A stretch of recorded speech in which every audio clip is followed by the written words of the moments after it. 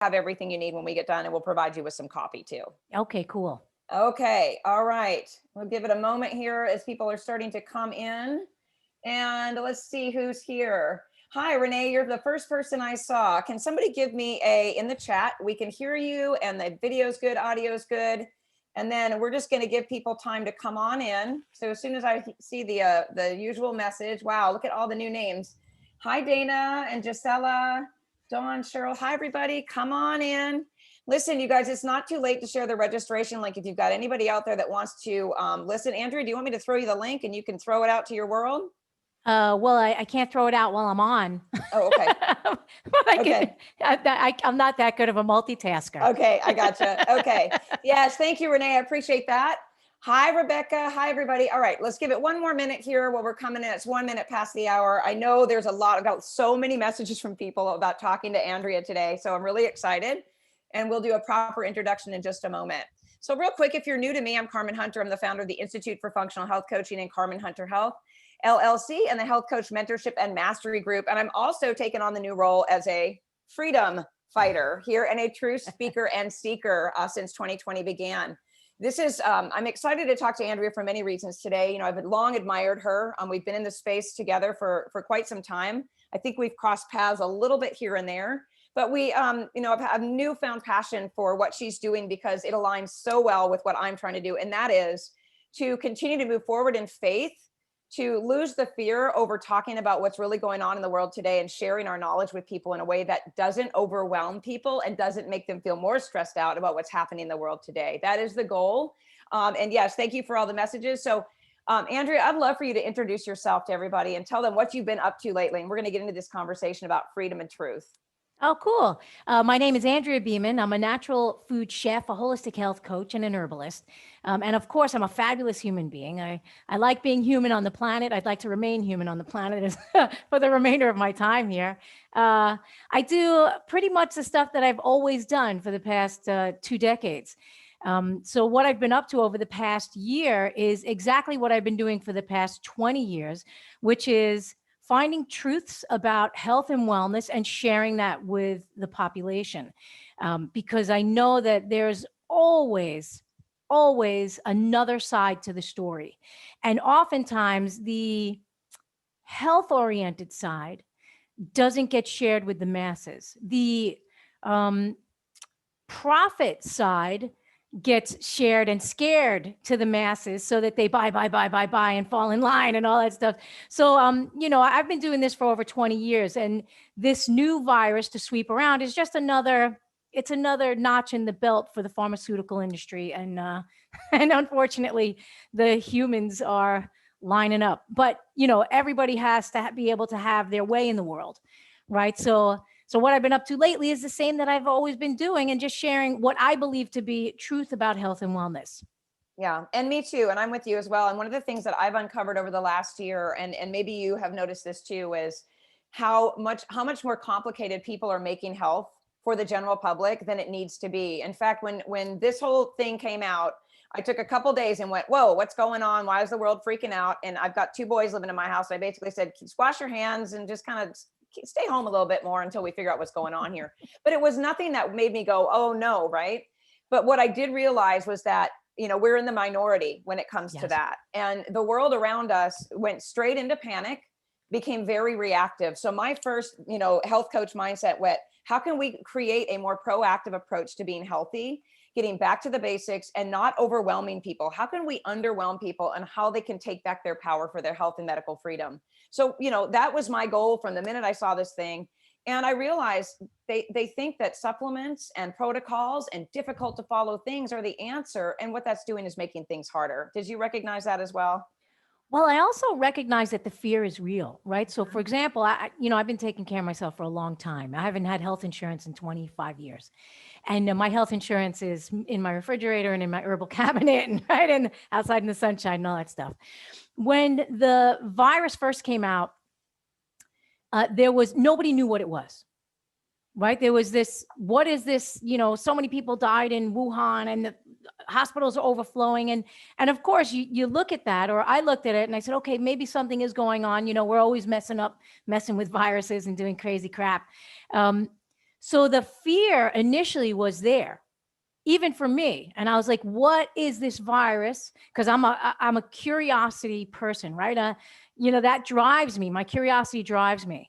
So as fate would have it, New York City got smashed. And that's right? where you are. That's where she is, for everybody's knowledge. Yeah, that's where Andrea is. Whoa. Yeah, New York City got hit hard. And so initially I followed the protocol. I put on a mask when I was outside. I was like, is this an airborne thing? Let me see what happens. And then in February, my husband came home and he was sick. He wasn't feeling good. And he was feeling really weak and lethargic for about 3 days. And then boom, right into high fever. I think it was about 103, 102, something like that, and sweating all night long. And you had difficulty breathing. I was like, oh, this is it. He's got it. So he goes through it. It's very similar to a flu, only a little bit stronger. And then after 3 days, after his body aches disappeared, and, we just did everything that we could in the house, giving him stocks, no heavy meals, just very light eating, rest, lots of rest, thyme tea, thyme honey tea and all that stuff. Expectorants to help him cough up because he had this dry cough. And when I say expectorants, I'm talking about like honey and thyme, like stuff I had in the kitchen because nobody knew what this thing was.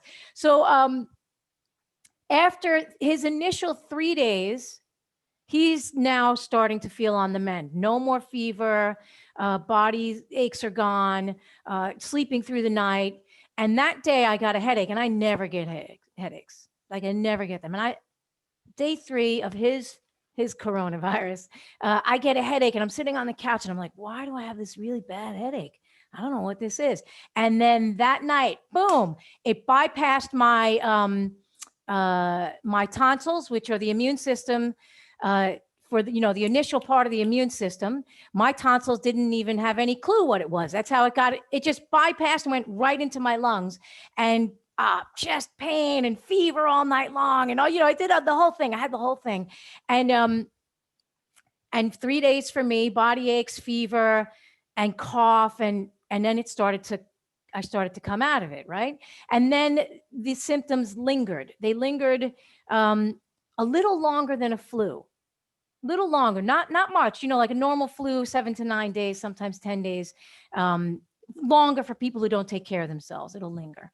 But this one lingered for me 14 or 15 days, and for my husband, 21 days, right? So it came in hard and fast, like a flu, knocked us down, and then the lingering symptoms stayed for a little bit. So after it completed, and then we went to go get tested to see if we had the thing, if this was the thing that everybody was talking about. We went to go get tested. He already had the antibodies and he was clear. And it still showed that I was positive because I got mine 3 days after his. So it still showed that I was positive. So I kept my little positive thing just in case I ever get stopped and they say, you have to go get the vaccine. I'm like, I already had this thing. So after we went through it physically and I felt it in my system, then the fear of it went away. And I said, okay, this attacks the respiratory system. This is what we used. We used mullein tea. We used soups. We used broths and stocks and, all the stuff to clear the lungs naturally. I used the thyme, all of the things to help clear it from the system as well as boost the immunity afterwards. So once the virus came in, did its business, my body went to work and did its business. They got to know each other, right? We're now in relationship with each other. I have no fear of the variants, right? Because each of the variants, they actually become more virulent, but not as deadly, Mm-hmm. right? That's the way viruses work. So as we're going through this, and now I'm watching the fear building throughout the world. I'm like, is nobody actually paying attention to what this thing is? Like, is this the media spin of it? Is this just to get people to be cowering and afraid? I said, and then I started to think there's definitely some other agenda at work here. Mm-hmm. Whether it was similar to, although not the same, but I'm going to say similar to heart disease in the 70s. Mm-hmm. Right? God, everybody's going to have heart disease, and then everybody's on cholesterol lowering medication, right? Yep. And then every disease that comes, cancer, I think cancer is the biggest fear driver. Besides this one came and this is fearing everybody, putting everybody into a state of panic. But I think that cancer is also just a fear industry. Is there cancer? Of course there is. Is there coronavirus? Of course there is. Is there heart disease? Of course there is. Are there remedies for these? Of course there are. Yeah. So I don't know if I went off on long-winded explanation. That's okay. Yeah. So, I've done a couple of different interviews with different people in this industry. Some people that, that really weren't even part of the health and wellness industry before this whole pandemic thing hit. Interviewed Amanda Vollmer twice, a couple of weeks ago with my partner, Diane. And she really went into what viruses truly are, what they are, and that we all have viruses in our body, and there's benefit to viruses within our systems, right? And then, she's fantastic. I don't know if you've ever watched Amanda Vollmer and listened to what she talks about. She's an herbologist. She likes to forage. She creates all her stuff. But she was talking about this and she said, it's really, there's nothing to be afraid of. Right. There's nothing to be afraid of. Fear is the virus. Fear is the virus. And one of the things that I think, and I'd love to hear your take on this, is that I've deduced is that you have fear and you have faith. When you're in faith, it's very difficult to have fear, no matter what's going on, right? When you have a faith in something or someone bigger than yourself, and I've told my coaches before, and I speak to my audience, and I'm like, I don't care if a dandelion is your God. It doesn't matter as long as you have faith that there is something bigger than you watching out for you, right? And so for me, it's a constant reminder that when I, maybe see myself dipping my toe in the water of fear, I remind myself that I need to have faith in my body, my immune system that was God-given, in that I'm being watched over by a higher God than myself, right? And that everything that we need is right here within us. So what I realize is that so many people have given their power away. They've given it to pharmaceuticals. They've given it to their spouses. They've given it to the gym. They've given it to the fast food industry. They've given their power to everything around them, and they've forgotten about the power within, which creates the fear. What do you think about that? I think that's 100% on the nose, sister. So for me, it's faith in the universe and the design of the human body. So we are perfectly designed. I'm always fascinated with the human body, and I'm fascinated with how we're perfectly designed to live on this planet at this time. Like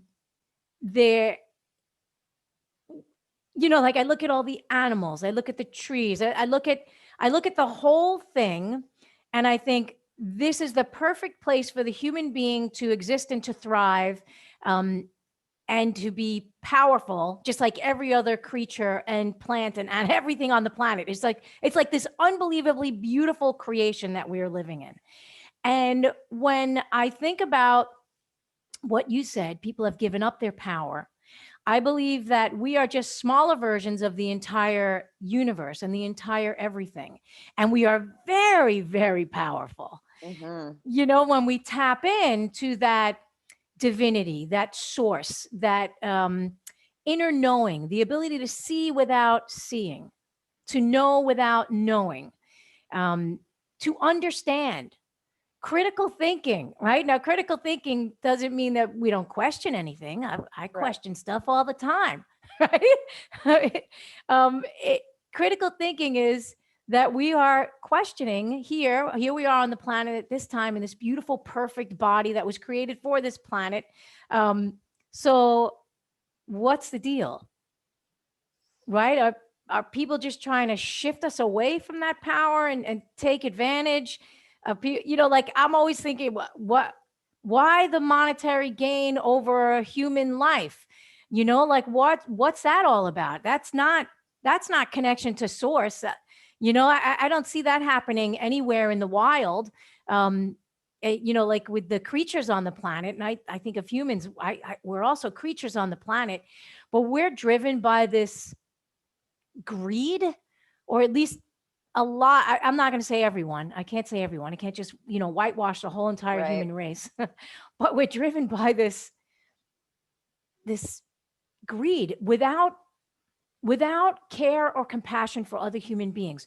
So I think that we're all connected to each other. That's what I think. Even the ones that are disconnecting or trying to disconnect intentionally. I think that we're all connected to each other in some way. And we're connected heart to heart, right? Compassion. Like in ancient medicine, the heart was the driver and the motivator of the human spirit, right? The heart is our connection to divinity, right? It's our connection to something greater than ourselves. So I think that there's a huge disconnect or an attempt to disconnect from the heart of humanity. And I can only think about heart disease when this comes up, because it's beyond coronavirus. It's the number one killer in the world. Yes. Why are the hearts stopping? Right? What's the deeper meaning there?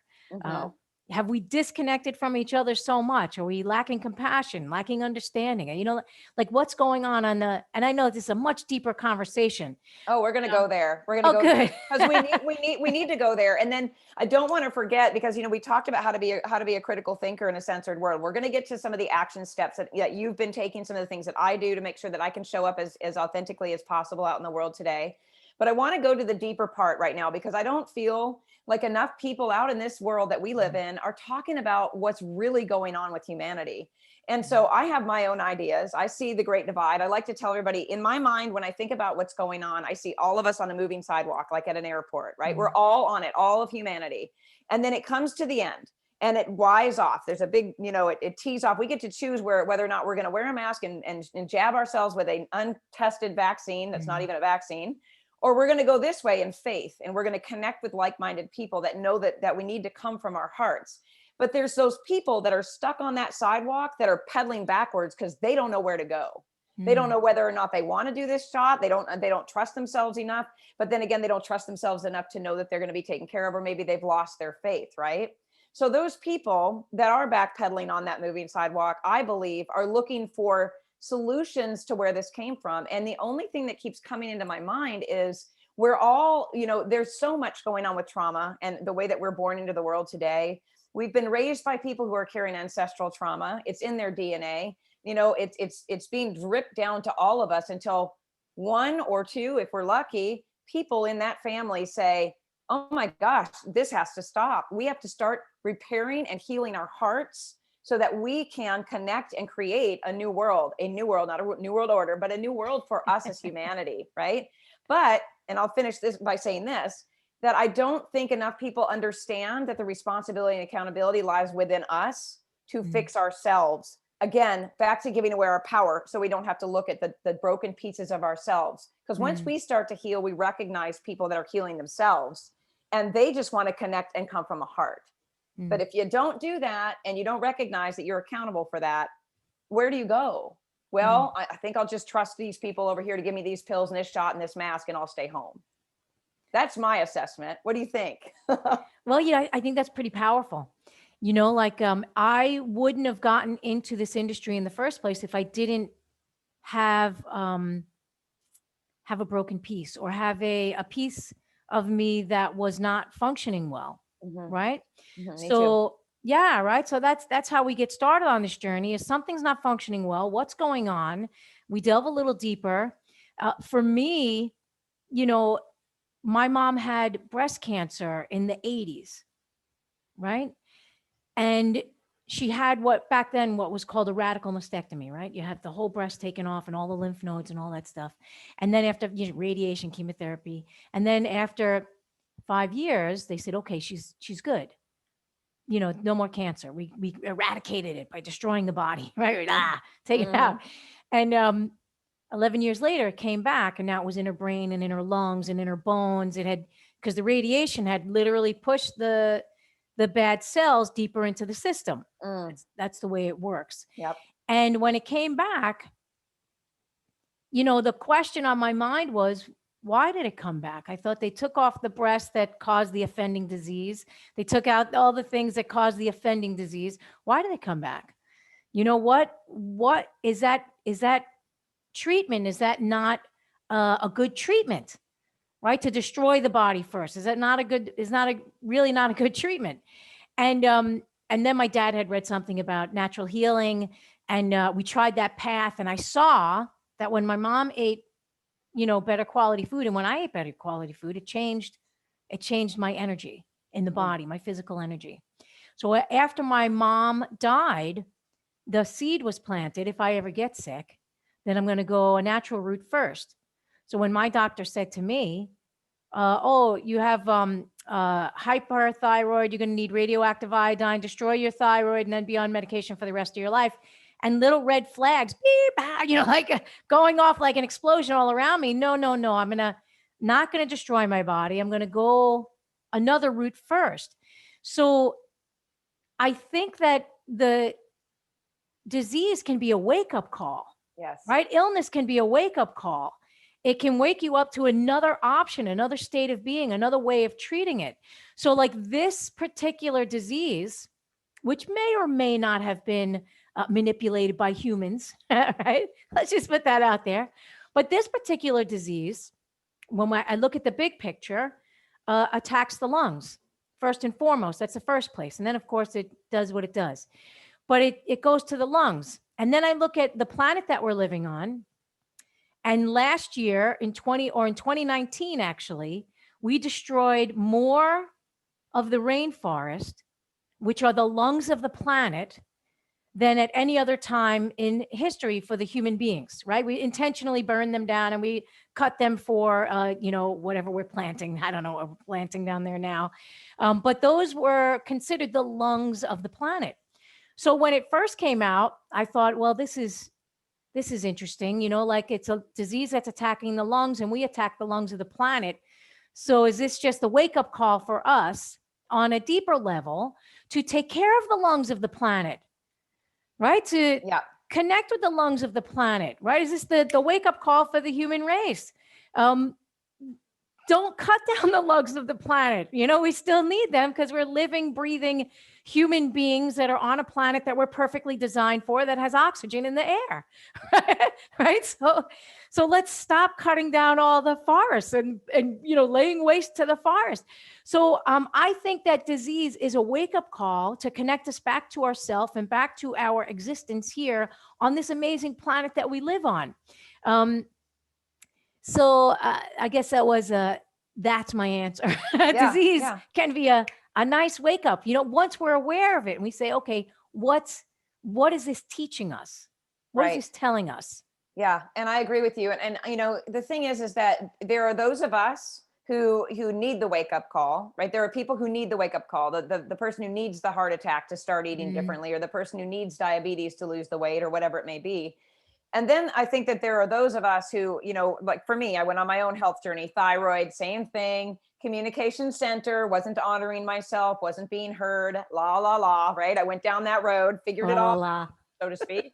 But there's very few people, I think that, well, I want to take that back. Not very few people. I think that we need to bring more people into the awareness that we have about, it's not just about what you put in your mouth. It's about how you show up in the world. What kind of energy are you bringing into the room, so to speak, or out into the world? And people are being led by fear.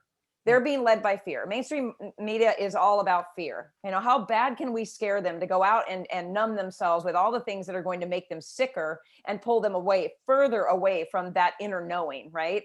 And, I'm a big fan, and I always quote, and somebody on here is going to go, there she goes with that quote again. But, there's that Shel Silverstein children's poem about the voice. And, it says, there is a little voice inside of you that whispers all day long. I feel that this is right for me. I know that this is wrong. Teacher, preacher, or something, or wise man can decide what's right for you. Just listen to the voice that speaks inside. I love that children's poem. It's been with me for 25 years, since my niece was little.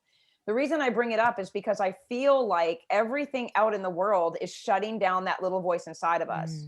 And unfortunately, and I feel like it's up to us, and let's speak to the health coach and wellness practitioners out there to make that voice louder within each person that we work with. Not my voice in my clients' ears, their voice within their ears, with my guidance or your guidance, saying, hey, listen, I want to teach you how to listen to yourself so you can be more proactive. Because something like this is going to happen again. Come on. Of course. History repeats itself, right? That's right. But if we can, teach people how to be more proactive, then the reactivity that happens with all the, this fear is going to be less and less and less as we continue to share our knowledge with the world. That's what I think our responsibility is in this position as people who are not afraid to speak up and show up as we are. I agree. And I think that we were drawn to this profession and this way of being in the world for this exact reason. At Mm-hmm. this exact time on the planet right now. Yes. It, there's dinosaurs at work, like literal dinosaurs, trying to keep their stranglehold on the population. Right. And that, there's a time for the dinosaurs, but they need to be extinct. Yes. Right? They need to be extinct. And the new wave of wellness or being in the world needs to be shared with more people. It's been oppressed or suppressed for a long time. Mm-hmm. With the rise of the medical industry, with the rise of the pharmaceutical industry, the natural healers and the alternative medicine squashed, quacks. You have no idea how many times I've been called a quack. And now I'm looking at all the other natural health practitioners being called quacks. I'm like, if somebody's being called a quack, I'm like, oh, I'd like to get to know that person and see what they're up to. That's me too. That's me too. So let's stay on that topic for a minute. I want to stay on that topic because, a couple of, I'm sure we probably follow some of the same people. So I'll use Dr. Christian Northrup as an example. I love her. Me too. Oh my gosh. I have that book, Women's Wisdom, Women's Wisdom from so long ago. I pulled it out, of the dusty cabinet the other day. But one of the reasons I want to use her for an example is because she's one of the kindest, most heart-centered, loving, calming. She's almost like an ethereal angel to me. She just, what I'm talking about. She's got that presence about her. Okay. Well, I was listening to, a podcast with her and several other people. And it was Dr. Tenpenny and Carrie Madej and all of the truth speakers out there. And she was basically saying, save yourself at this point. We cannot continue to try to reach out and save people that are unwilling to be saved. And, that's one of the things that I've kind of been saying is like, I cannot continue to put my energy into convincing people who don't even want to open their eyes to see and their ears to hear. So I want to stay on this topic for a minute because I think there's a lot of coaches and wellness practitioners that have this internal struggle. And I had it a little bit myself last summer when I finally just threw my hands up and said, every man for himself. If you want to come with me, I want to support you. But I think there's an internal struggle between how to be super kind and light and love. And the other one that says, wake the F up. What is going on with you? Why don't you see this? You know what I mean? So there's a middle area that I think that there are, and coaches and wellness practitioners tell us that they're being pulled. How do we show up with the intention from our heart, but also not give all of our energy and our good stuff away so that we can still fight for ourselves and our family and our friends? Does that make sense? Yeah, it makes sense. I think that we can only care for ourselves, right? We can only care for ourselves, and hopefully that reverberates outward to other people. So, you can't lead a horse to water or whatever the thing. You can't make a horse drink or something like that. You can lead a horse to water. You can't make him drink. Can't make him drink, right?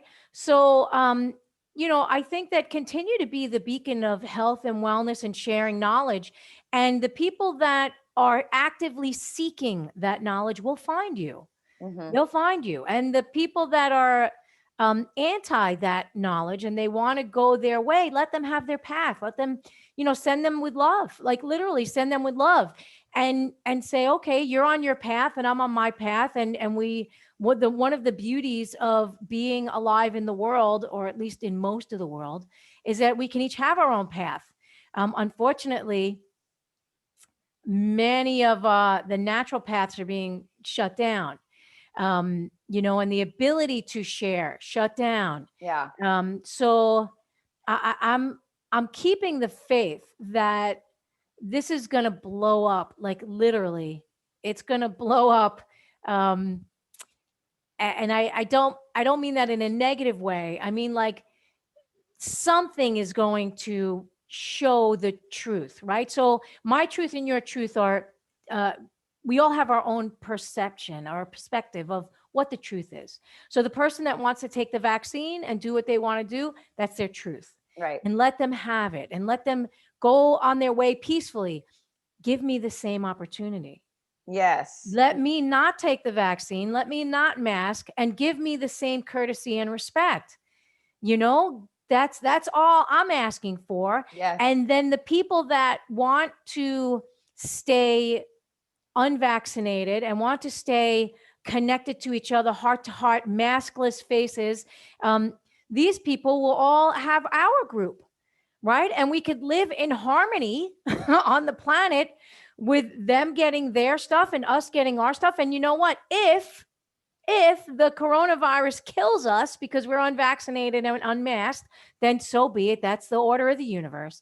And if the coronavirus or the vaccine kills them and turns them into zombies, right, then that's what it is, right? But we have to be able to give each other, like your shirt, freedom, says it perfectly. I'm giving you the freedom to go get the vaccine. Give me the freedom to stay unvaccinated. Mm-hmm. My body, my choice.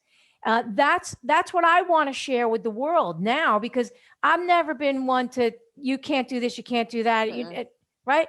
My sister-in-law got the vaccine. She got the first dose. She called and she said, oh, so she had a headache, migraine for 2 days. She was in bed. I'm like, are you okay? You've been drinking too much. And she goes, no. She goes, I'm not going to tell you. And I said, oh, you must have got the vaccine. And she goes, I did. And she goes, she couldn't get out of bed. Her bones hurt, her body hurt, like as if she had the flu. And then her son was angry at her, and I wasn't angry at her. I was like, listen, you did what you had to do. You work in a school. I get it.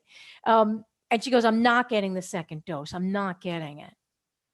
And then 2 weeks later, she's in bed with a migraine, pain in her arm, same thing again. And I said, what happened? You said you weren't going to get it. And she goes, the pressure at my job. Ugh. There was so much pressure at my job. And then they had a party for everyone who got vaccinated the second time. They had a party, right? So now I told her, I said, okay, I said, you said first time you weren't going to do it. Second time, now you said you're never going to do it again. I said, keep in mind that now they're coming with booster shots. So all I'm doing is educating her. Yep. Right now they're coming with booster shots that they say you're going to need every single year. Right? It's going to be annual booster shots. And she goes, I'm not going to do it. I'm not going to do it. I said, okay. I still love her. I love her. And I'm not afraid to be around her. I know that she's possibly shedding some type of variant. I'm not afraid of that, especially since I had the original, I'm the OG COVID. So I'm not afraid of the variants that are coming around. My job, I believe, is to continue to love her and all the other people that are making their choices. And I would like that same courtesy offered to me. Yeah, I'm with you. But why do you think, and again, I have my own ideas about this, about why is it that those of us that want the freedom and we're giving the freedom to other people, and we're not, judging and screaming and shaking our fingers and threatening and yelling at, and why do you think that is the exact opposite to us? Why are the people wearing masks and believing in vaccines and having parties for it? Help me, gosh, right? What in the world? And they're bribing children too, by the way. They're bribing people to do that. Why do you think that if they feel, right? Lisa says fear. She's saying fear. Yeah. And I'm with you. I'm going to go with you there too. But I want to hear what Andrea says. Do you think they feel it's their business to tell us how to live our lives? Do you think it's fear too? Well, I feel that fear is contagious, right? Yes. So as well, on the opposite side, I feel that love is contagious, right? So when you're in a state of fear, it's only normal that you want to be afraid, and you're on other people that are afraid because it's a similar vibration. Yes. Right? Yes. So that's what, and I've been cursed at on New York City streets and called a murderer. For not wearing a mask. I've been called a murderer, and I'd say, thank you. I'm not really a murderer, but thanks, so I feel that love is contagious as well. So where I go, I attempt to spread the love vibe, it's not accepted. It's not accepted in a lot of places. I still get cursed at and screamed at, but I just continue to stay in that vibration because it feels good to me. I feel relaxed. I'm at ease. My days are good. My life is good. I don't wake up in a state of fear, petrified Yeah. about that humans are, talking to a human on the block is going to kill me. That's right. That's not the world that I live in. It's not what I'm creating while the existing time that I have here on the planet. Right. Right. Life Yeah, is short, man. it Carmen, you is. are in and out of this life in a heartbeat. And I'm not going to, I see people have already wasted an entire year and a half afraid, I know. afraid to go outside, afraid to interact, afraid to connect with loved ones, afraid to, I've had people send me emails and tell me shame on me for sharing misinformation. That they can't hug their grandchildren. And I'm like, please go hug your grandchildren, Hmm. right? Go Yeah. hug your grandchildren. Yeah. Um, you know, like angry at me that they can't hug their grandchildren. Yes. Yes. Yes. But I just keep sending them love. That's all I can do is just keep sending them love, because I understand that the fear and the paranoia and all of that is just a vibration, and it's vibrating in every cell on their body, Yeah. um, and that's what they're attracting to them, more fear. Yeah, and I agree. And I noticed that over time, like that same thing happened to me in the very beginning, when I started, yeah, I was out there talking. I've been sharing my Facebook memories, and it's all the stuff like, in a year from now, are we going to be in the same position? Like, all of those things back in the very beginning. And I haven't wavered for a second about how I feel about this. I'm like, don't be afraid. Like, don't Mm, be afraid. It's just like if you're around someone that's sick and you get worried, now I'm going to get sick. Well, yeah, you will now, right? But yeah. if you say, no, I have total trust in this vehicle that I am walking around in, I'm going to be totally fine. And I really leaned on my motherhood for a lot of this when Mm, this thing first came out, because I was never afraid. I never stopped kissing my kid when he was sick. I, mm, I took naps with him. I was all up in his snotty business. I never got sick when he was sick. And I remembered that. I remembered, if I just have the knowledge and the faith and the faith in my own self to take mhm. care of myself, my body will take care of the rest of it. So let's talk about some action steps that you take. Like you just said, people have called you murder. I've got my favorite one was a guy that called me and basically told me to get a new job. Left a message on my phone. You need to get a new career. You shouldn't be a health coach. You're making, and asked me, I want you to change what you're doing. Talk about boundary Oh. breaking. I know. I'm like, So anyway, so I went from that to losing lots of followers right off the Mm, bat. They were like, you're killing people. No health coach would ever talk about these things. You're irresponsible. yep. To all of a sudden, the more I leaned away from those people and into the truth, the less they were in my space. And now I mean, once every couple of weeks, someone might say, who the heck are you? Right. But hardly ever. And so, do you remember when it first started and everyone's like, well, don't create an echo chamber. You want to be talking to everyone. I'm living in an echo chamber, and that's Mm, where I'm happiest, because these are the people that are leaning into the same things I am, and you are, yeah. right? Yeah. Yeah. Yeah. So, like, with my own personal business, I remember when I was in my early 30s, I was a vegan. I went from macrobiotic and then I became a vegan, and probably 2/3 of my client base at that time was vegan as well. And then I started to feel some physical deficiencies in my body. Hmm. And universe, I sat in meditation and universe said, eat meat, right? And Oh I my was gosh, like, I went through the same thing. yeah. I was like, eat meat, I'm gonna go to hell. All this the stuff that I had been indoctrinated into in all of the books and the literature that I read about veganism. And and but I had to listen to my physical body, and what you said earlier, the inner voice was speaking to me and saying, eat meat. That's literally what the inner voice was saying to me. And when I incorporated it back into my body and I felt the physical um, energy that it gave me, and I felt that my immune system felt stronger, lots of things felt stronger. I felt more vibrant, more vital. There was no denying it because I was feeling it in my physical body. Hmm. So when I started to promote that to my list and promote that to my people, I lost at least half of them gone. Oh, I bet. At Yeah. least half of them were gone. And, I had the other ones that were attacking my page and, right, just attack, attack, attack. But then, of course, the other people come that are looking for that information, right? The information, which was, I've never gone, even in all the years that I put meats and animal proteins and animal fats back in my diet, I still haven't gone back to factory farmed animal. Veganism taught me how to really have respect for the animals, Yes. right? A totally different way of thinking. So now I was attracting to me the people that were not vegan, but were um, into health and wellness and into the way that the animals were being raised, and they wanted great quality products, right? So now with this thing that's going on, I did my whole journey of my coronavirus back in 2020, and I put that out to my people. And now, like some people were telling me to stay in my lane. Yeah, I've heard that. Stay in your lane. you're a health coach. Just talk to me about vegetables. And I'm like, no, that's not really what I do. Health and wellness encompasses mind, body, and spirit. Yes. So that's my lane. Like wellness overall is my lane.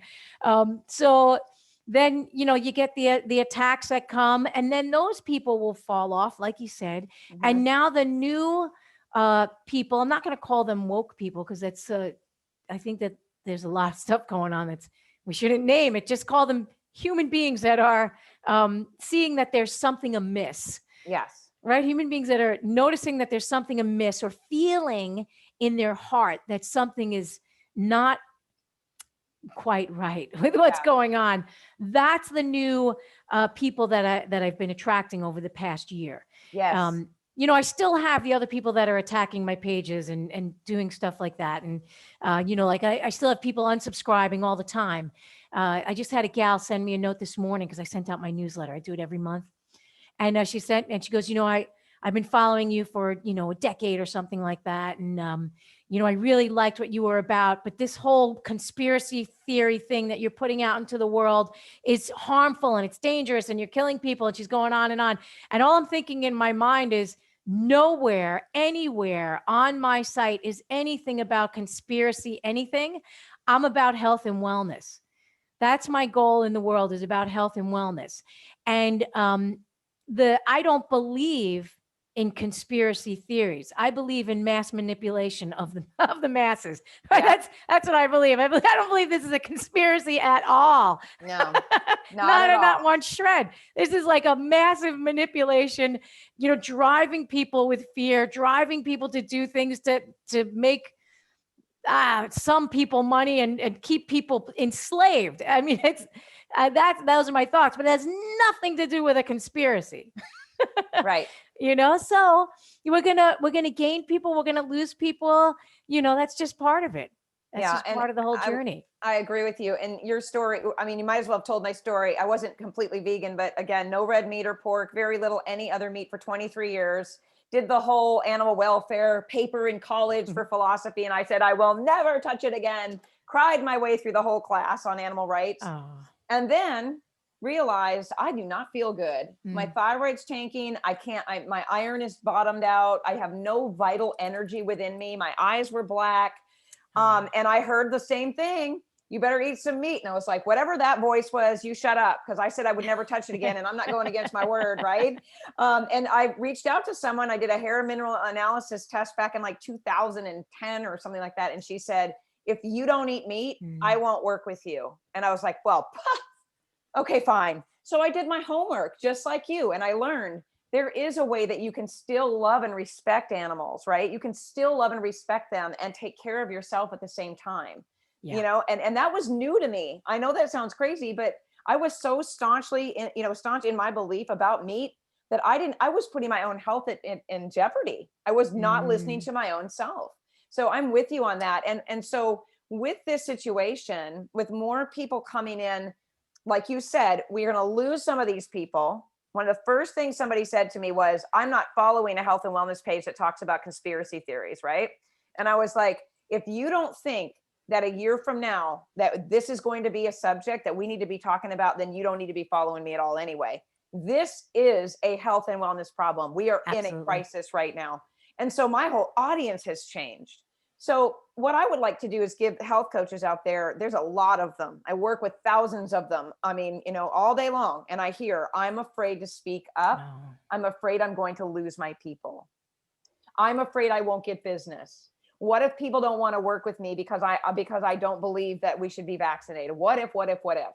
So do you have any wise words for people on how they can step into their power and let that go, let that idea go? Because it's really important to health coaches. We need you working right now. We need you more than we ever have in our lives to get people back to a state of health. So yeah. how do we help coaches do that? So when you're standing in your authentic self, right, your truth, what you believe in, you're going to resonate with a higher vibration. Mhm. And that vibration will go outwards and draw to you exactly who is supposed to work with you. Mhm. You're maybe not supposed to work with the person who is scared to death and wants to get 27 different vaccines and hasn't left their house in a year and a half. Mhm. That's maybe not your person. Maybe your person is the one who's opened up the window and said, I think I'm going to go outside, right? Yeah. I think I'm going to look for an alternative. So also keep in mind that the media is the biggest bull crap that there is out there in the world. So what they're saying in the media is not the truth. Right. And I know that I studied media in college, right? It was my major. Communications and media were my major. Thank God for that. Thank Mhm. God I studied that in college. So I know that what's being put out and spun into the world is to keep a narrative moving in a specific direction. What my teacher, when I was in college, talked about the gatekeepers. And I was like, man, what the heck is she talking about? At the time I was like, that doesn't make any sense that there's gatekeepers at the top of the media. And those are the people that allow the messages to go out into the world. And it just became more clear the deeper I got involved in health and wellness, it became more clear that yes, there are gatekeepers and they are only allowing a specific narrative into the world and people have to follow that. And a great example is with thyroid disease, Mhm. right? Let's take it back. Let's take it back to the 1970s. Let's even go further back. Let's go to tonsils. Let's go to Yes. tonsillectomies.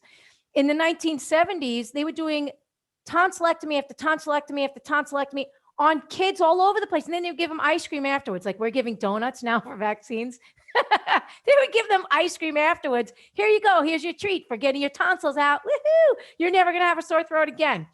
Now, fast forward, that was the 1970s. Fast forward 50 years later, they're doing 95% less tonsillectomies because 95% is not a small number. No. Less tonsillectomies because they know that this is the first part of the immune system. This is talking to the rest of the body and saying, on guard, we got some antigens are coming in, pathogens are coming in, everybody get ready, right? This is one of the first, this is the guards, right? So they're doing 95% less. Now, 5 years ago, what did they start doing? Thyroidectomies like crazy. Yes. Crazy thyroidectomy after thyroidectomy. I'm shocked at the amount of scars I see, just completely shocked. And I'm going to tell you, it may take about 10 years, maybe 20 years, but eventually they're going to be doing 95% less tonsillectomies. You mean I'm sorry, thyroidectomy? thyroidectomies. Yes, thyroidectomies. Because they're experimenting. Yes. They're experimenting on the human population, right? This is just a gigantic experiment. And the pharmaceutical industry experimenting on the human. What can we throw at them now? How are we going to make more money with these people now? Oh, well, it's the newest disease. We could get some money out of these slave population that we have, right? What's the newest thing we could throw at them and scare them to death with? So I don't believe any of the media that's going on out there, whether it's the social feeds or especially not the social feeds, Right. but none of it. It's all just a big bullcrap show. And so when it comes to you finding your clients, right, keep in mind that the crap show that's going on out in the media, they're saying, oh, 55% of the population is now vaccinated. That's not true. There's more and more people that are pushing back and saying we're not getting vaccinated. Right. But that's not going to be on it's vaccine hesitancy. Oh, hesitancy. No, they're saying, no, we're not going to get the vaccines. That's what they're saying. They're not hesitating. They're saying no.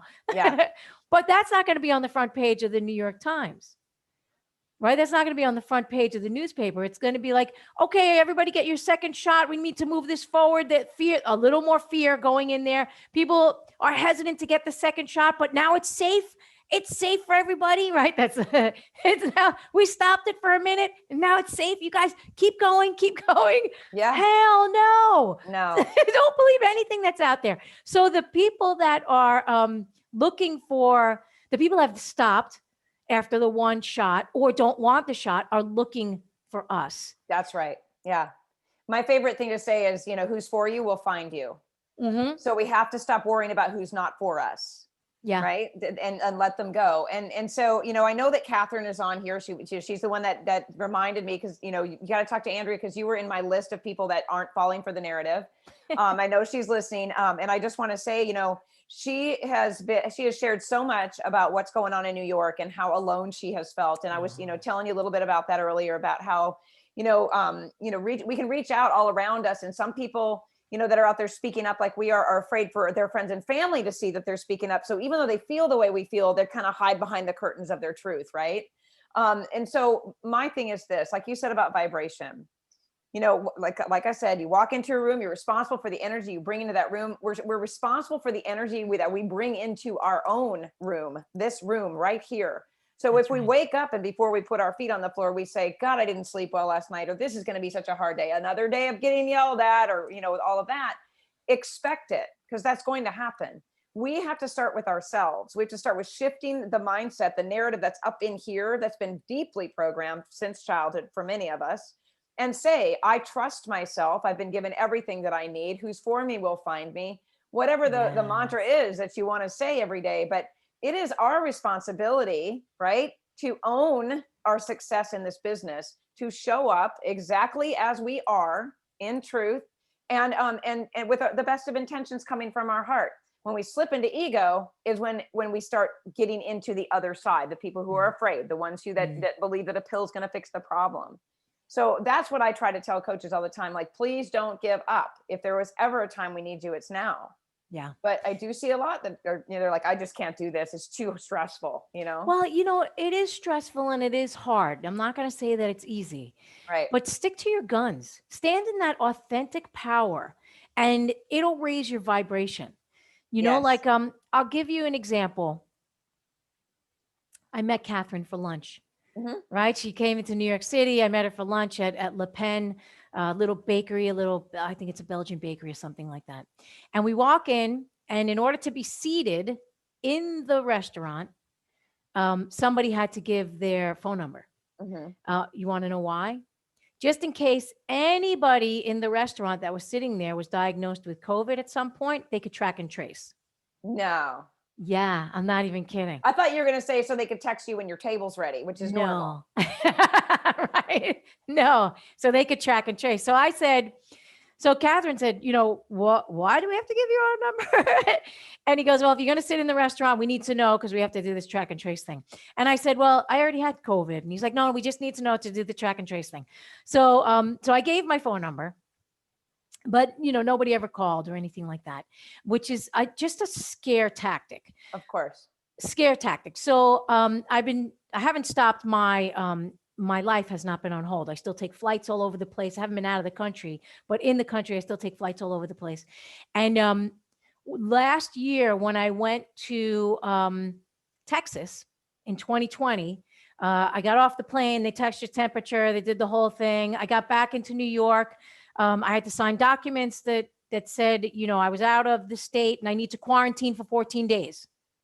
Whether or not I had COVID, I had to quarantine for 14 days to come back into New York State, right?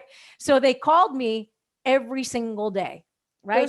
Who's they? The sheriff's office called me every single day to make sure. And they would call and they'd say, okay, you're not leaving your house, right? And I'd be like, oh, I'm walking my dog. And I was literally out walking 4 miles with my dog around Central Park, right? And walking my dog. I'd do all that stuff, but it was a scare tactic. They'd call me the next day and they'd say, okay, you didn't leave your house. And I said, no, I did leave my house. I had to go walk my dog. I had to go to walk my dog. Well, if you need groceries, we'll come bring you groceries. You don't have to go out for the groceries. I said, oh, great. Thanks a lot for that. So then I just came back from North Carolina. And the same thing, I had to fill out the paperwork to come into New York State. And before I got on the plane, they said, if you do not fill out this paperwork, then you cannot deplane. You can't get off the plane in New York State. And there'll be someone checking your pass, right? What are they going to do? Send you back? Right? Goodbye. You're going back to North Carolina. So I go and I do the thing and I get off the plane. There's nobody there to check my pass. I get home the very next day. Who calls?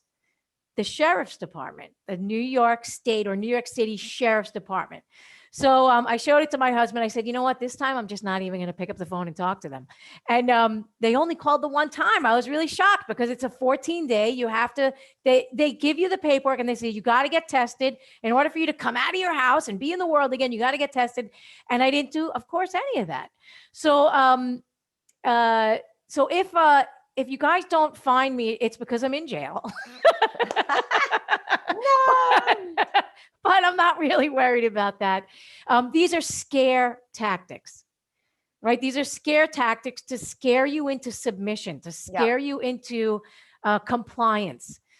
So the more you don't fall for it, the more that you'll be able to push back against it. Yes. And then it'll stop coming at the, yes. Like you said, they only called me once. I didn't answer the phone. I pushed that away with my energy and said, I'm not going to do this. So, you know, so as a person who walks around without a mask and, you know, and Catherine shared a story with us. Catherine, I'm going to share your story real quick, which had us is a private coaches call. Cause I mentor health coaches in a private group. And she was saying, I was so rattled. She was sitting on the, and I might get one or two things wrong here, but for the most part, sitting on the train, headed from one place to the other, had her mask on, but it was under her nose. She literally got accosted on the train because she didn't have her mask up over her nose. It wasn't just one or two people. I think like 3 people were just like, put it on, put your mask on. And she was just like, you know, I mean, under that situation, anyone would get rattled. I mean, anyone would feel attacked and get rattled. So tell me what you would do if that happened to you. What would you say? How would you handle that? Because my first thing was like, somehow we've got to shift your energy, Catherine. Those people are coming at you for some reason. Something's happening where they're coming at you. I don't know what that is, you know, a vibe or a fear or something like that. So what would you have done if you were in that situation that Catherine was in? How would you have handled that? Well, I would have said, okay, thanks, you know, and pulled it up because they say you have to wear it on the train, right? It's whatever the law. I actually had something like that happen to me in the Duane Reade. Right on my corner on 79th Street. There actually was no sign on the door. I couldn't believe it. There was no sign on the door, and I had to go get a card for a birth. One of my friends had a baby. I had to go get a card. So I was like, oh, no sign on the door. So I walk right into the store. And I'm doing my shopping. Most people are in their phones anyway. They're not paying attention. I'm doing my shopping. I'm going around. And then I get my card. I get the paper that I needed. I wait online and they have these little islands that you could stand on, right? These little islands that are 6 feet apart from each other. Isolated, crazy islands. And so I'm standing on my island and 3 islands ahead of me. So about approximately 18 feet. 3 islands ahead of me. A guy turns around because the line was stopped because a woman she was having some trouble with the register and she wanted to return something and buy something at the same time, right? So she was stopped. So he turned around because he was getting angry and he looked to see how long the line was getting. So he turns around and he sees me without a mask. Oh, gosh. And he flips back around toward the register and then it probably hit him. And then he turns back and he points at his face and he points at his mask and he points at me, right? Like this. So, so I waved to him. So I go, thanks, you know, out loud. I said, thanks. And he turns back around And then he comes back around and screams at the top of his lungs, I said, mask. And I said, I heard you the first time. Thank you very much. So then that started a chain reaction. And the girl who was stopped at the counter, she was probably in her 40s or 50s, maybe 50s. The girl who was stopped at the counter turned around in shock and said, oh my God, that woman's not wearing a mask. I'm not leaving this store until that woman puts on a mask. Oh my So gosh, now- are you serious? Yeah, so inside and outside, I'm sure it was pretty clear. I'm giggling my head off. I'm like, you're not leaving the store until I wear a mask? You're not leaving the store? That's clearly someone who's not afraid of the coronavirus, Right. but has to command that I conform to the slavery that she's already conformed to, right? How dare I be a free thinker? So then the register guy, cashier says, he says, ma'am, do you have a mask? And I said, no, I lied. I had a mask in my pocket, but I did lie. And I said, no, I don't have one. He goes, would you like me to provide you with one? And I said, sure, you could provide me with one. Right. So now the line is getting really long in the Duane Reade. Boy. Yeah. Yeah. So he closes his register. He goes to the back of the Duane Reade to get into the pharmacy to get me a mask. He brings it back to the front. He hands me a mask and I'm holding it in my hand because the other cashier said, I'm not going to let her check out until she has a mask on. Right. So I'm holding the mask in my hand. The islands get closer. I get close to the register. I get up to the register. I put my little mask on. I check out my goods. And then I go to the door and there was a garbage pail right at the front door inside the store. And on my way out, I just took it out and I put it into the garbage. So I didn't get rattled by it. It was actually one of the funniest things when I think about it. I'm like, are you kidding me? She's not leaving the store. This guy's 40, wear a mask. Like they were like crazy people. And all I kept thinking was, this is fear. This is fear and it's contagious and they're spreading it to each other, but I'm not in that space. Yes. I'm not afraid. So because of that, I'm not rattled by them. And they didn't continue with their diatribe, by the way. Yes. Like once they said their piece and everybody took care of their business and they brought me over the mask, they all went on their way. It's not like they stayed to make sure that I would conform. And maybe that was my energy, maybe because I was like, oh, absolutely. 100%. I agree with that. I think that is absolutely what happens because, people have asked me before, how do you walk in every store without a mask on everywhere? And I said, this is what I do. I walk in with my chin up, right? I don't look for trouble. I go in to do what I'm there to do. I'm pleasant to every person, whether their face is covered or not. I smile. I do my business. I see them hiding behind their cart and backing up and getting all fearful, but I don't let myself go, God, none of that business. right. I just do my thing and, oh, excuse me. And, all of that. And no one says a word. So I almost feel like I see this literal energy coming off of me. That is not, it's just a calming energy that says like, nothing's going to get in this space around me, and again, I know you're probably an empath and you're probably one of those people that can feel a lot of the energy around the world. I mean, like around you, I'm the same way. And sometimes I literally drop it like a plexiglass cylinder in my mind around myself where I can still see and hear, but nothing can get in at me.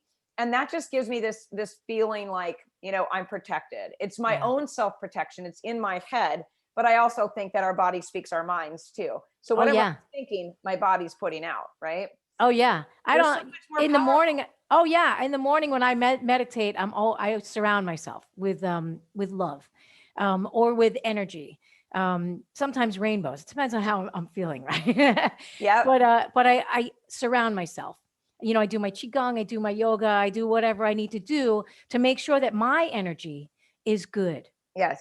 And when my energy is good, it's really hard for other people to penetrate it. Yes. 100% agree with you on that. Yeah. We have some questions and we're already past the hour. I could talk to you for days. So let's look at some of the questions and see if they're relevant to the conversation today. So Anonymous has 3 questions here. One of them is, what do you think about the studies that say that COVID causes vascular disease and not a respiratory disease? I'll let you go on that one. And then I'll give my a little bit of opinion on that as well. Well, like I said, I only felt it in my system, right? And to me, it felt like a flu that I had 4 years ago or 5 years ago. So whether the science behind that of whether it's vascular or viral or whatever, I only know that it physically felt in my body like it was a flu, Mhm. or a very strong flu with a Mhm. couple of little tweaks, right? They tweaked it in the laboratory. Yep. But you know, I do see the studies of the blood clotting, or the initial studies that came out about the blood clotting, but there's even more studies now about blood clotting with the vaccines, Mhm. that are not being brought to the surface. Oh yeah. So, yeah. So that's my answer on that, but I'd like to hear your thoughts. Yeah, so I'm of the I don't believe a virus can hurt you camp. I believe that whatever symptoms present in somebody, and this is after multiple interviews and really researching and digging my heels, because I'm not one to go, oh yeah, I agree with you. I'm like, let me do a little more homework on that, right? But I'm of the belief that wherever we're most vulnerable, or Mm, wherever we have a little bit of a weakness in ourselves, when we are exposed to an insult, I don't care if that's weed spray on the yard, a toxic emotion, a something, food that you don't tolerate, whatever the insult to the body is, wherever you're most vulnerable or weaker, or maybe you have an emotional block or some ancestral trauma that's buried there, that your body is going to present that symptom in that place, and it's going to show up that way. I've seen a lot of people that have had fevers and no symptoms, right? Just a fever. I've had people that have said their thyroid swelled and they felt a little achy, but nothing else. So, mm, if we stopped listening to mainstream media and we started asking people, what mm. did you feel? I feel like we're going to have some people that say, my legs ached, but nothing else was wrong, and I was around Right. somebody with COVID. So I believe that it's, where are we most vulnerable, and where is our body going to show that? And so Mm. that's why I think there's a difference in symptoms for people. That's Yeah. just kind of my thought. Yeah. Okay. So we have another, the question here, how accurate. Okay. So I'm just going to blanket say about this, asking about antibody tests. The virus was never isolated with Koch's postulates, never, ever, ever. It's never been isolated. So they haven't really proven that it exists. To create a test for something that they haven't proven exists, my own personal thought is that no test is accurate. What do Yeah. you think? No, I 100% agree with that. Okay. Yeah. Yep. Yep. They have to prove that something exists in order to create a test for that. It's like saying, well, 2 + 2 is 4. And then someone saying, well, how do you know that? Well, no one's ever shown that. Well, I just said it was. Well, you have to agree with me. Oh, okay. So that's what Andrea is talking about, is that the powers that be are out there programming people. That's why it's Mm, called television. mm, Come back to your regularly scheduled programming. Why do you think they called it that? mm. They've been working on our minds for a really long time, you guys. And it's good for us that it's now coming out to the surface so we can get back to normal, right? Yeah, well, the new normal. Right? Yeah, that's Crazy little. crazy talk. Yeah. Okay. Last thing she's saying, how dangerous do you believe the vaccine is? I'm struggling with a 17-year-old who's inclined to get it because as of now, the university will require it in the Oh. fall. I'm not happy about it and trying to do everything to make sure he doesn't get it.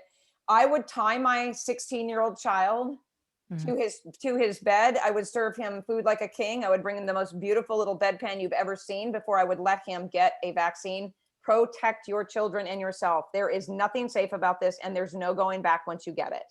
yeah, that's correct. I don't believe personally in the vaccine. Mm-mm. My nephew, also, who I'm a guardian for, um, he's going to be 16 in June, and we just got the message from his school that in September it's going to be mandatory vaccines.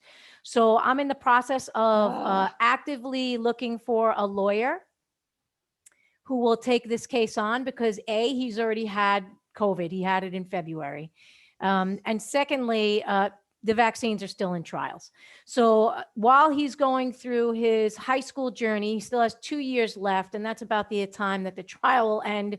So if I could get him through, the next 2 years, and then by that time, hopefully this thing will explode, like I said earlier, explode open the truth. Um, and then I won't have to worry about him getting the vaccine. But if anybody knows a good vaccine lawyer who is I mean, there's a lot of them out there. I'm sure that there's somebody that will take this case on. Um, Yeah, Jasmine's sharing a link. I was just going to tell you about Lawyers for Freedom. If you want to grab that link, that came oh, across my radar the other day for sure. Lawyers for freedom. Yeah. Yeah. And I mean, you know, I have my son's 16 and my nephew lives here. He's 21. And the two of them are like, you know, hell to the no, you're not coming at me with the jab. I'm like, you know, when all this business came out and things were getting ugly and everybody was talking about a civil war and all that business. I mean, we went to the gun safe. We matched our bullets with our guns. I mean, we got, you know, I did a prepping video. We've been on top of getting prepared to maintain our freedom, not just with health and medical freedom, but our physical freedom and our ability to speak freely. And you guys, this is not over. Like what's going on right No. now, we're going to hit this is my belief. So take what you like and leave the rest. But you know, this thing is going to reach a peak. And I believe that we free thinkers and critical minded people are going to win, right? The universe and God are going to win this thing. So, but you got to be prepared because we're in for a fight. I mean, everyone will tell you we're in a spiritual battle right now. Whatever that looks like for you, we've got some stuff going on that we can't see, like you were talking about earlier, having faith in things that you can't see, right? Yeah. Things are happening, I believe, that we cannot see. And so raising your vibration and bringing those people with you that you love and care about, keeping them away from these DNA altering injections, because they're not vaccines, No. is going to be key as we move forward, I believe. Yeah, I agree. And we also need to band together in communities. We can't do it on our own because the the powers that be are very strong and very powerful. And the more we can link together with each other in community and somehow, you know, bond with each other, the stronger we are. 100% yes. Yeah. And that's the thing too, to keep in your minds, you guys, is that where we are today is a product of allowing ourselves to be brought to this place. And when I say we collectively, because at some point we've all been programmed and brainwashed in some capacity. Come on. Yeah. But you know, we're here for a specific reason. And I believe it's this is what you just said. My boyfriend, Andy, and I, you know, I'm divorced, you know, I was married almost 2 decades, and thank the Lord that I got out of that marriage before this whole thing happened, because we don't think the same, right? I don't even know what that would have been like. But my boyfriend now, you know, he said it's about communities. It's about reinvigorating and reawakening the county seats of these small towns that were abandoned when big corporate came in and took it over, right? These little towns that have the bank and the post office and the barber shop and the drugstore and the little grocery store, right? Those places are ghost towns now because corporate came in and took them over. And along with that, we lost that connection. We lost it. You know, the midwife down the road that came and delivered babies in the middle of the night. Now people are hauled off to the hospital, put into bed, shot up with drugs, given a shot, and not trusted to have their own children. So when you say that, we're being given an invitation to get back to what's real and true, move away from all this toxic stuff that people are pushing at us that says they're going to fix our health, right? And tap into our instincts. So the last topic I want to touch on with you, and this is a little sensitive, so I'm, you know, and then we'll wrap it up. I have seen and been bitterly disappointed by the people in our space that have shown up promoting vaccines and big pharma that I thought were functional medical doctors and naturopaths. I have absolutely jaw on the floor because I've interviewed a lot of them that I have now had to go back in and tell my community, listen, the information they brought to us at the time was valid and credible at the time that I brought it to you. Had I known that this was going to be the stance in the future, I probably would not have, because it goes against everything I believe. Yeah. Have you been noticing the same thing I have? And any thoughts on that? Because it's a big conversation and happening underneath the sheets in our industry for coaches right now. They are very upset. Well, I mean, you started the top of the hour talking about Christine Northrup, right? Yeah. I really love her. Leader. She's a leader. Yeah, she's great. She's a good energy. She's sharing knowledge. She's not afraid. And I think that a lot of the leaders in the health and wellness industry, they're also subject to fear, right? They're not impenetrable, Right. right? If their faith is off, or they maybe maybe that's their belief system underlying. Maybe that was their underlying belief system, right? That, you know, there's always that possibility. So, you know, it's disappointing, but that just paves the way for the new leaders to come to the top, right? The cream will always rise to the top. Yes. So that's the new leaders. These are the new voices that are coming up. So let them take this path. Again, let them go that way. Let them take that path, and then we'll take this path, and we'll come here, and we'll be the new leaders of this generation that's moving forward, right? In a different way, in a more holistic way. And I do want to say that I'm not anti-Western medicine. Right, of course not. Not anti. Yeah, if there is a bacteria that comes into my system and it's spreading like crazy, you give me those antibiotics. Yeah, right. You give me the antibiotics, because there's no herb that's going to stop this from spreading all over the place. Acute in an acute situation. But I think that a lot of the leaders in the health and wellness industry have relied heavily on supplementation, right? Which is still the mentality of take a pill. Yes. Right. So it's actually very much in alignment with pharmaceutical medicine, just the other piece of it.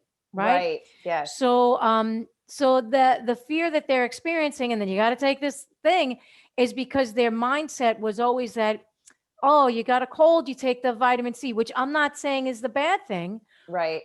But there are so many other ways besides just taking the one vitamin C pill to nourish your body and make your immune system strong. Yes. Again, mind, body, spirit. It's the not the one thing, it's the everything that we do. Doesn't mean that sickness is not going to come. So for those, I think that they've been still very Western minded in their application of holistic. And we need to broaden that and make it much bigger. Yeah. For me, it's almost like it's an excuse not to have to fix the problem. Why do you have malabsorption? Well, here, take this vitamin C. Well, that's not going to fix why do you have malabsorption. That's right. Happening. Yeah. So instead of that's the back to the basics. I quickly created back to basics boot camp last spring for coaches. And I'm like, drop every elimination diet idea you have, drop all the detoxes and cleanses. Let's get back to getting people into the basics of understanding what even whole food is at this point, what it means to, follow your circadian pattern. We aren't teaching people that anymore. We're teaching them about supplements. We're teaching them about, detoxes and cleanses and saunas. How about how to eat? Like really basic stuff here. Then let's give them some things, little nuggets and exclamation points to what they are learning, about how to, so my thing is let's stop overwhelming. Let's create an underwhelming experience for them so they feel calm and in their power, right? I have 2 hashtags that I've been sharing. One is follow the wellness leaders, right? Oh, nice. And then the next one is become a wellness leader. So what you were just saying was exactly in line with what I have been putting out on out in the world is, follow the wellness leaders that resonate with you and align with what you feel and what your direction is. And then strive to become a leader instead of a follower, because as Andrea said, you guys, we're losing people for a reason. That is so that you can step into those shoes and rise to the top and help more people. So, if ever there was a time for health coaches to step in and become a health coach, now is it, right? And get that business going and show up and share and do the things we're doing. And talking about the hard stuff. So, gosh, you're fantastic. I'm so glad we had this conversation, and we should probably do it again at some point as we're moving forward, because I feel like this is something a lot of people need to be talking about continually, to feel like there are people like us out there that are not getting into the narrative, and we are standing in our power, and we're here to lead the way if they need that. Yeah. My sentiments exactly. Awesome. All right, you guys, this has been fantastic. Thank you so much for engaging in all of this conversation. I will get you everything you need, Andrea, to share this talk with your people. And as a reminder, everybody, so Andrea, you know what? I'm going to tell everybody where to find you, but I'm going to drop your link right into the chat for the Oregon and Meridian assessment that you've given to us. Oh, you can go to www.andreabeaman.com. But that link that you're giving them is, I'm a big believer in ancient medicine, right? Before the pharmaceutical industry, before the medical industry, before like the ancient healers, they had an understanding of the body and aligning. Remember I talked about earlier how we're perfectly designed to be on this earth at this time and we're connected to the earth. So according to the ancient healers, the humans were very much connected to the earth and to the universe and to the everything. And there are these patterns that run within the body, energetic patterns. So the organ and meridian assessment chart that you're sharing with them is how to understand what each of the organs need in each of the seasons. It's not about just taking your vitamin C in the wintertime, right? It's about aligning yourself to the planet and to the cycles on the planet and giving your body what it needs so that it can become more balanced. And again, it doesn't mean that sickness will never come. It means that sickness may come and then your body will shift and adjust and align to help you heal, right? But you have to give it what it needs, right? You have to understand what it needs. And we've been cut off from that information for a long time.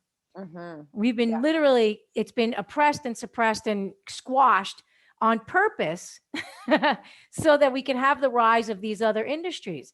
And so what I train people and I teach them is just to come back to understanding the body from the older perspective.